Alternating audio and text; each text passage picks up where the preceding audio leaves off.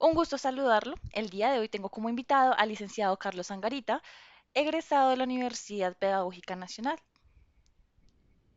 ¿Qué tal, Tatiana? Muchas gracias por la invitación. Es un placer estar en este espacio. Y bueno, les envío un saludo al programa La Quinta Onda de la Universidad Distrital. Bueno, muchas gracias por aceptar la invitación. De antemano recordar que pues él es un licenciado en la Facultad de Biología. Entonces, por esto será la persona quien nos va a ayudar con las siguientes interrogantes. Entonces, bueno, Carlos, comencemos. Cuénteme usted qué sabe sobre qué efectos tiene la economía extractiva a nivel mundial. Ok, bueno, cuando nosotros hablamos de economía extractivista o extractiva, estamos hablando de que estamos sacando recursos no renovables, digamos, de manera excesiva.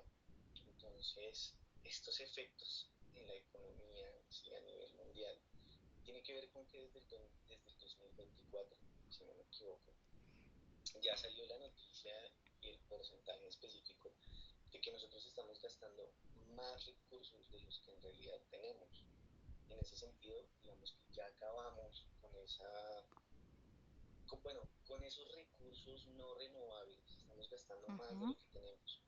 Y bueno, en ese sentido, el tema de la contaminación, el tema de la deforestación excesiva, la pérdida de bosques, de ecosistemas, y con ello también, pues, eh, el efecto que hay con todo ello en los diferentes ciclos que hay dentro del planeta Tierra, ¿no? O sea, cuando nosotros hablamos del ciclo del carbono, el ciclo del dióxido de carbono, eh, del oxígeno, se ven afectados. Entonces, digamos que son unos daños específicos a escala que afecta todo, o sea, todo en ese sentido.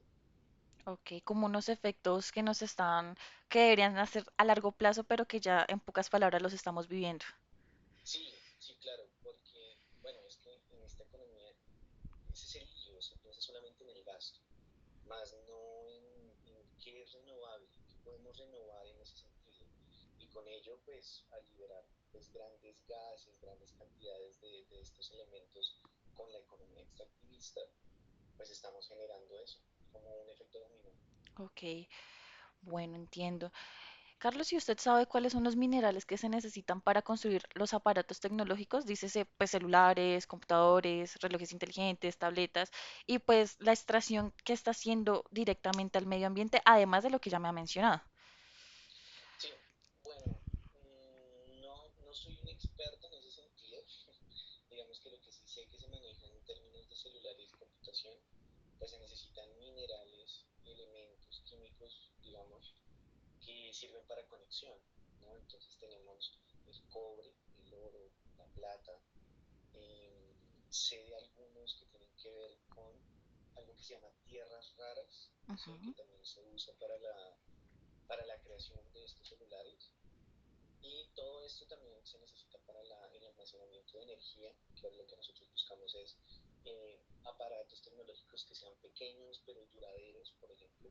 Entonces hay nuevas tecnologías todo el tiempo que hablan de nuevas baterías de litio, etcétera.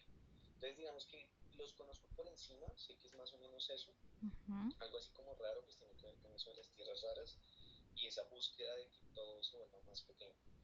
Y en términos de qué le hace al medio ambiente con lo que ya te había dicho antes, pues, a ver, es un poco complejo porque es casi lo mismo en términos de extractivismo, de Ujú. minería, ¿no? Y ahí entra pues el tema de la minería ilegal, porque muchas veces nosotros no conocemos de dónde sacan estos minerales, cuál es el paso legal que tienen, y aparte que cada vez lo que se necesita es mano de obra barata, ¿sí? Como por ejemplo del Congo, donde a ver, ¿cómo se llama esto? Como se me olvida, ya me puse nervioso también, qué cosa. Eh, las condiciones laborales, ya, Ok. las condiciones laborales no son para nada buenas, son precarias, entonces hay líos con el tema del trabajo infantil, y etcétera. Entonces, en términos de medio ambiente, lo que hace es, primero, dañar en términos de los recursos no renovables, ¿no? Ya Ujú. hay exceso de minería de estos elementos porque cada vez las marcas necesitan sacar teléfonos nuevos, uno por año. cosa que no es para nada necesario, pero ese es el modelo de negocio.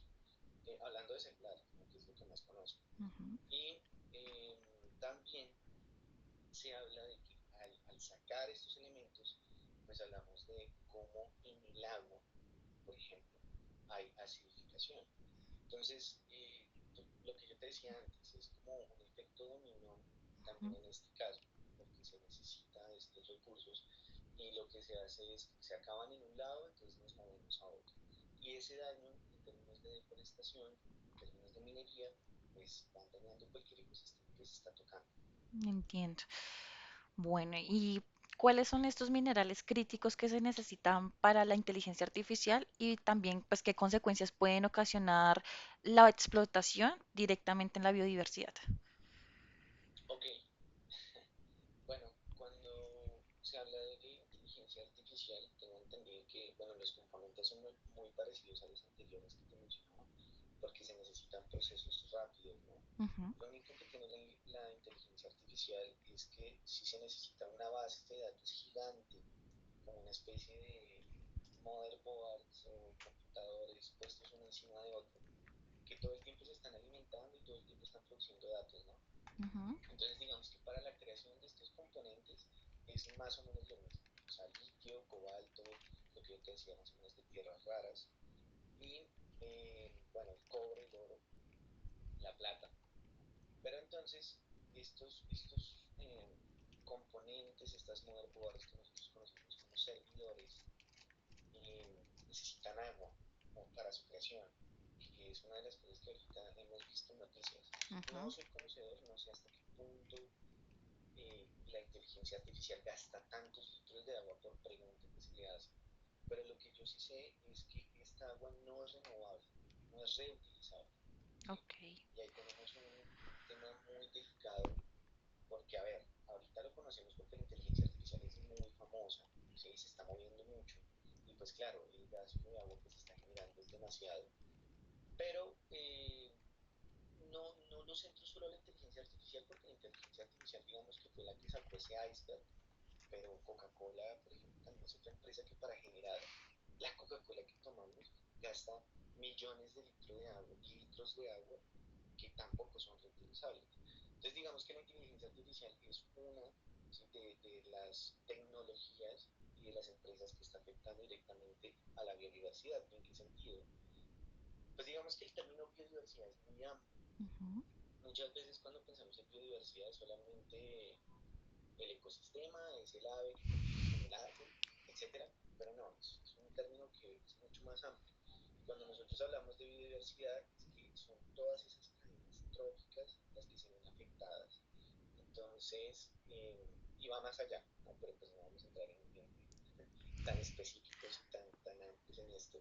Pero digamos que esas cadenas se van a ver afectadas totalmente por el exceso o el uso indiscriminado de agua, por el gasto de recursos no renovables, por las extensiones de tierra que cada vez están necesitando, ¿sí? Utilizar para ello, etcétera. Entonces, no hay unas leyes específicas tampoco que determinen cuánto puede o cuánto no puede usar estas empresas, porque al finalizar, ellas son las que producen, digamos, el dinero a nivel mundial, ujú. entonces no las podemos tocar. Entonces, sí hay unos daños en esas cadenas tróficas bastante grandes, donde ya hemos visto, por ejemplo, desplazamiento de aves, desplazamiento de especies, puede llegar también a la extinción específica de especies, etc. Ok, entiendo. Bueno, y tal vez me podría contar un poquito sobre cómo se desarrolla la minería a cielo abierto o la excavación de yacimientos aquí en Colombia. Ok, pues es que ahí sí no tengo mucho conocimiento al respecto. Yo tengo familia en la costa. Entonces lo que sí sé es que en Colombia y en estos sitios de minería, eh, digamos yacimientos en Colombia, se mueven muchos de ellos a nivel no legal, ¿sí? Ujú, son ilegales en ese sentido. Y el problema con la no legalización de la excavación de estos yacimientos es que se vuelven foco, por ejemplo, de grupos armados. se vuelve un foco de la privatización de esos sitios, no por parte del Estado, y en ese sentido se vuelven como una especie de pandillas, donde son ciertas familias las que manejan esos yacimientos, esa excavación. Entonces, si se mete otro personaje, hay conflictos armados muy fuertes, Ujú, al igual que nosotros tenemos un porcentaje muy grande de deforestación masiva, ¿no? Porque no hay un control en ese sentido, hay destrucción de ecosistemas, hay sedimentación de ríos, ¿sí? ujú, Entonces, digamos que la minería en Colombia, ¿cómo se desarrolla? Pues de esa manera, de la manera, digamos, no legal, y ujú. no hay un control específico con ello. Entonces, se arman ciertos grupos, ciertas familias, pues no hay control. Ok, entiendo. Bueno, y ya que estamos tocando este tema de la ilegalidad, pues, ¿qué podría promover la minería ilegal en las regiones rurales de Colombia? Ok, ¿qué podría promover? Sí, o sea, es decir, ¿qué cosas Eh, podría fomentar que esto siga pasando? bueno, digamos que desde mi perspectiva tiene que ver con que nosotros no tenemos una, bueno, a ver, yo soy profesor, ¿no? Entonces digamos que en términos de educación no hay un control, no hay, digamos que es también una falta en cadena de parte del gobierno y etcétera, eh, porque no tenemos una educación específica respecto a la minería, por ejemplo. No hay oportunidades laborales. Entonces la minería en muchos de estos sitios lo que son es la mejor opción de trabajo para personas de bajos recursos, por ejemplo. Entonces, eso promueve un trabajo eh, donde la persona pues necesita y entra a trabajar en estas excavaciones, en esta minería ilegal, y lo que se sigue es fomentando la desigualdad en ese sentido. No hay un control ambiental y pues Ujú, con ello también conlleva a, a enfermedades, ¿sí? ujú. Se siguen promoviendo, se siguen esparciendo enfermedades dentro de las minas, ¿no? Pues uno sabe que por inhalar ciertos gases dentro de las minas, como, pues, a ver, el mercurio, el cianuro, eh, no, pues hay muchas enfermedades y muchos problemas respiratorios que se pueden llegar a dar. Eso por ahí, no sé qué más. Ok, entiendo. Bueno, y ya que estamos como tocando, es que como que nos estamos yendo por la misma línea. Sí, Ya que estamos tocando el tema de las condiciones laborales, pues mi pregunta viene a ser, ¿qué condiciones laborales tienen los trabajadores en las minas de Colombia y pues en el mundo? ok, ok, bueno. Digamos que ahí sí me corchas un poco porque condiciones laborales, a ver, tiene que ver como una respuesta un poco más respecto a, no sé, a decreto, o sea, un poco acerca de la Constitución, ahí sí digamos que no conozco mucho en eso. Sé que las condiciones laborales varían porque en Colombia nosotros tenemos pues la minería ilegal y también la Ujú, minería legal, ¿no? Entonces encontramos condiciones muy precarias, especialmente pues en la minería lo que llamamos ilegal o artesanal, y pues en ese sentido lo que yo sí sé de esas es que son jornadas pues totalmente largas, falta de seguridad industrial, porque aparte muchas veces son trabajos que al ser ilegales o artesanales, pues no hay un equipamiento acorde, ¿sí? Eh, no sé, también bajos salarios y exposición a estas, a lo que yo ya te decía anteriormente, digamos, a estos gases, a ujú. estos minerales, que con el paso del tiempo, pues la gente termina durando muy pocos años, no más por ahí. Bueno, pues de antemano, muchas gracias por el tiempo, por estas respuestas y por el tiempo, ¿no? Dedicado a contestar cada una de mis preguntas a detalle. Entonces, eso sería todo. Espero encontrarnos en una próxima oportunidad.